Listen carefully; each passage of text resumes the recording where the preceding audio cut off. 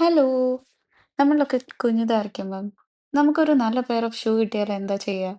അതൊക്കെ തുറന്ന് അൺബോക്സ് ചെയ്ത് അതൊക്കെ ഇട്ട് 4 പേരുടെ മുമ്പിൽ ഒന്ന് ഷോ ഓഫ് ചെയ്യാനായിരിക്കും അല്ലേ നമ്മൾ ആദ്യം ട്രൈ ചെയ്യുക? എന്തായാലും എനിക്കും ജോയ്ക്കും മാച്ചിങ് ആയിട്ടുള്ള ഒരു പെയർ ഓഫ് ഷൂ അഡിഡാസിൽ നിന്ന് കിട്ടിയപ്പോൾ നമ്മൾ വേറെ ഒന്നും നോക്കിയില്ല. നേരെ പോയി അതങ്ങ് എടുത്തു. അൺഫോർച്ചുനേറ്റ്ലി കളർ മാച്ച് ചെയ്യാൻ പറ്റിയില്ല. ബാക്കി സെയിം മോഡലും മേക്കും ഒക്കെ ആയിരുന്നു. എനിവേസ് ഇപ്പൊ നിങ്ങൾ വിചാരിക്കുന്നുണ്ടാവും, എന്തിനാ ഈ ബാത്റൂമിൽ വന്നിട്ട് ഇതൊക്കെ അൺബോക്സ് ചെയ്യുന്നതെന്ന്? പറയാം. അതായത്, നമ്മളിപ്പം റീസെൻ്റ്ലി മൂവ് ഇൻ ചെയ്തതുകൊണ്ട് ബാക്കി റൂംസ് ഒക്കെ ഓർഗനൈസ് ചെയ്ത് വരുന്നേ ഉള്ളൂ. അപ്പൊ നമുക്ക് ബാത്റൂമാണ് ഇപ്പം ഒരു ക്ലീൻ സ്പേസ് ആയിട്ടുള്ളത്.